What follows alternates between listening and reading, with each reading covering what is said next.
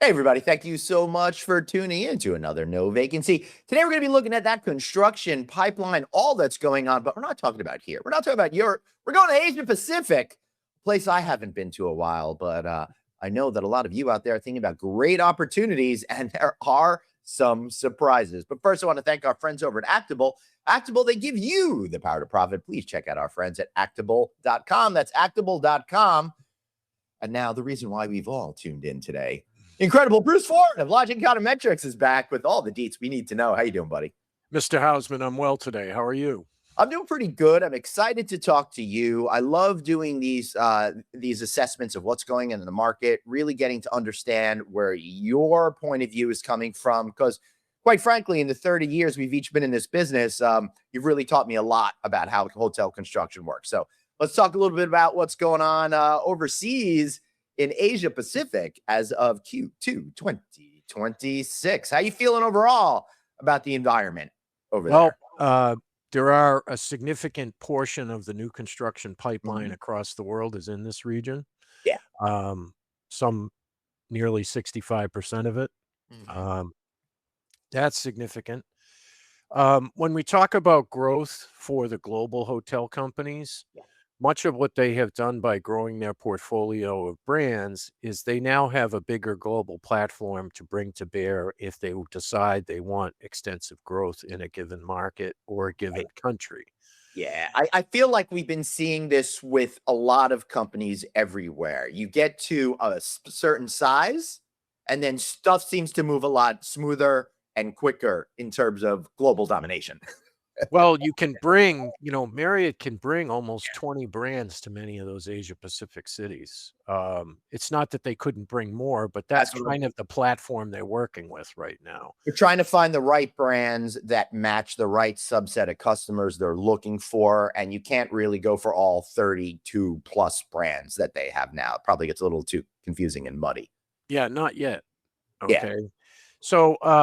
So that's one way they go to the market, they find the developers that want to do multiple projects with their brands and they sign a master agreement to do that. And then yeah, they build 7, 8, 10, 12 in the major cities. In many cases, Marriott would have supported the management of those hotels in the past. mhm, Now it's a little bit more 50-50. mm. Um, and that's changing all over the world as the franchise companies, in many cases, are leaning into third-party management as a growth engine for their well-heeled owners and management companies. And we've definitely seen, at least domestically, the explosion of management companies being added to our industry, as well as the consolidation of multiple management companies coming together to form larger companies. I kind of see this as a parallel to what we saw in the 1990s with the traditional hotel business, as that started to really expand rapidly into select service and started consolidating as well, most notably like Hilton and Promise and all those early deals.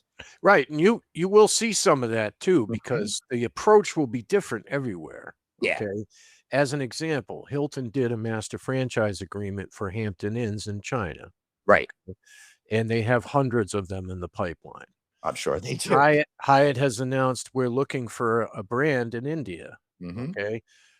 Somebody to purchase, okay? So they think that buying is gonna be faster, Yeah. okay? Whereas Marriott is just signing more multiple agreements to do many of their upscale and upper mid-scale brands. As you can see in China, that is really the layer that has occurred. In the under construction box here to the far left, upscale and upper mid-scale have an overwhelmingly large portion of the new construction pipeline that is in the ground in China. Yeah. That is that second layer. After they build the full service hotels, they go back with the upscale and the upper mid-scale hotels to support the rate of the full service hotels. So, some of that's coming out as dual brands, some of it's coming out as shared site, some Right. of it's coming out in mixed use, and mixed use is different in China. They can Mhm. build a building and put 3 different hotel brands in it.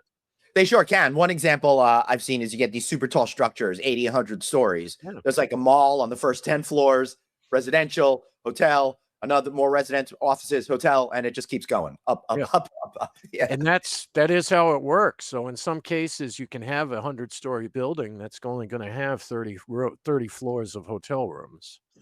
And it doesn't necessarily come in the same franchise company either. And it's short-term leases. Right. We've had some hotels open for a year and then close. Wow. Okay. And it you wouldn't ever see that anywhere else in the world. Now, No. does the building close? Absolutely not. Okay. But there's a change in the brand, or perhaps there's a change of ownership and a change in use. Right. So the use cases are very different there.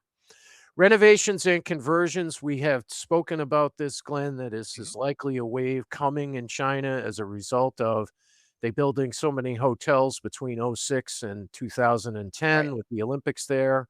Yep. And many of those hotels face that first big wave of renovation, and operating I was performance also in going to say, China Bruce, I think is that was pretty really good. the first big wave of just hotel development in general was Mhm. back out there. I don't know the exact dates, but I really feel that's when American brands really started to develop a lot of properties.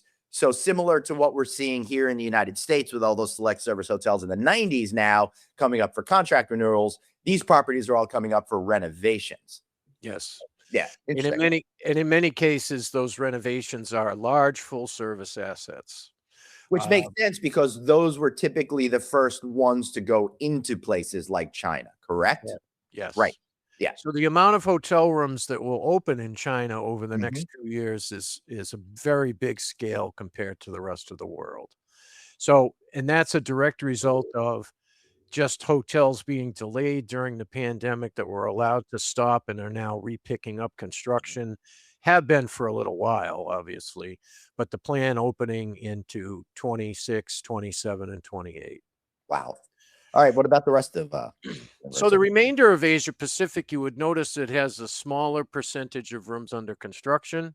Right, However, okay, much of this construction is kind of concentrated in Southeast Asia, really beginning to pick up also in Australia and New Zealand, as they have had a number of new announcements there, particularly full service hotels, as we see more cities become global travel relevant inside of right. Australia. And of course, Thailand is very busy. Malaysia is very busy. Singapore is getting restarted with a renovation wave, and some new development.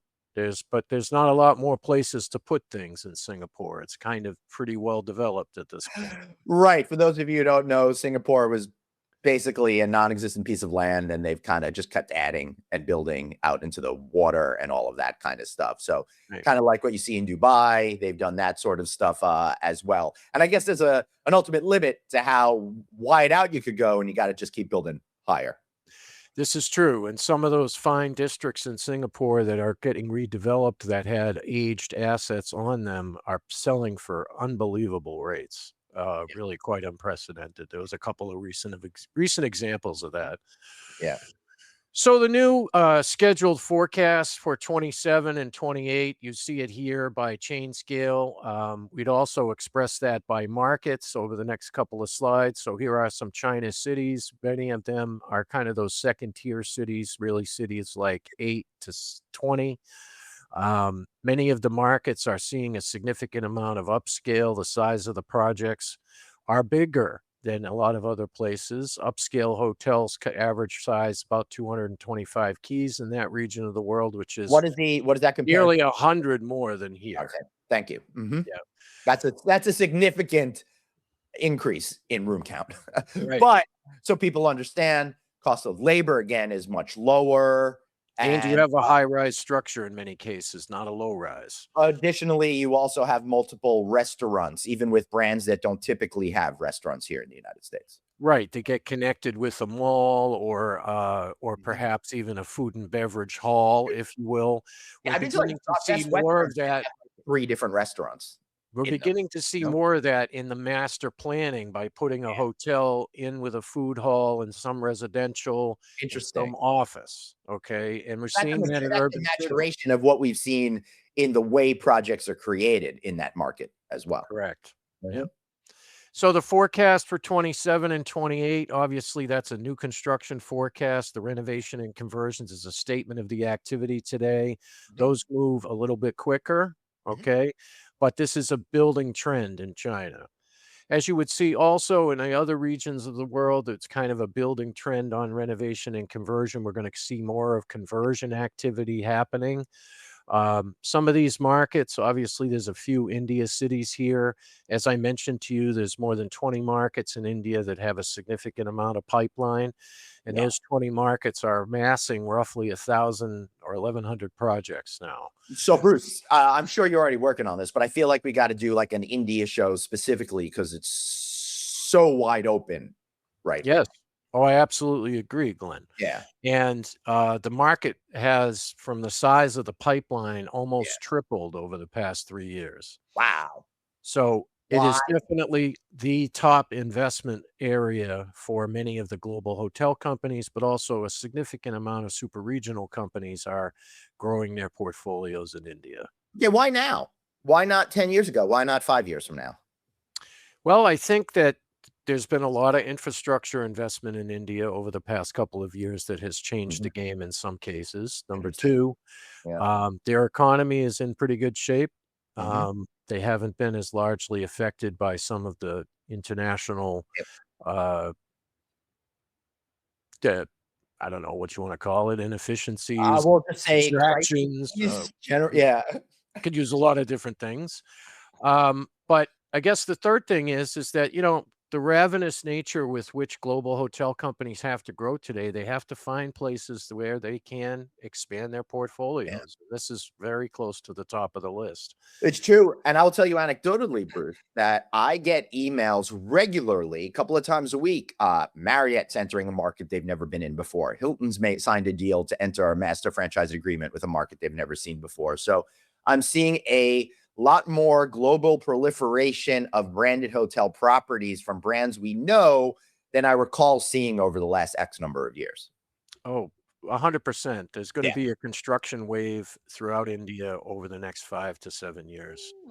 We'll be talking about it quite a bit. Yeah, we certainly will. But we talked a lot about today, and people may want to talk with you more. So, how can we learn more about what you're up to? You can visit Lodging Econometrics on LinkedIn. I'm personally also there as well. We will follow along with all of the trends. We've recently put out some Asia Pacific press releases, and we'll be continuing across the rest of the world until we wrap up a global release in a few weeks. All right, that's B Ford at lodgingeconometrics.com. Bruce, thanks so much for being here. I really appreciate it. Give us before we go, give us one tip on how to enjoy the remainder of our summer better. Hit the pool, kids. Hit the Yeah. pool. Glenn's Smokehouse and backyard pool is a nice little spot out on Long Island. Yeah, I got We can have some guests. yeah, we got producer Dave coming over on Saturday. It looked like, which is Very good. pretty cool. All GM right, Dave. I'd love for you guys to come over. Come on over to the Houseman Hotel, Pool Club, Resort, and Smokehouse right now. We'll see you soon. But remember, everybody, you've got one life. So I'm screwing up my own head. I've done it 5,000 times and I can't remember it today. You've got one life. So blaze on, and we'll see you all next time. For Bruce and I, bye, everybody.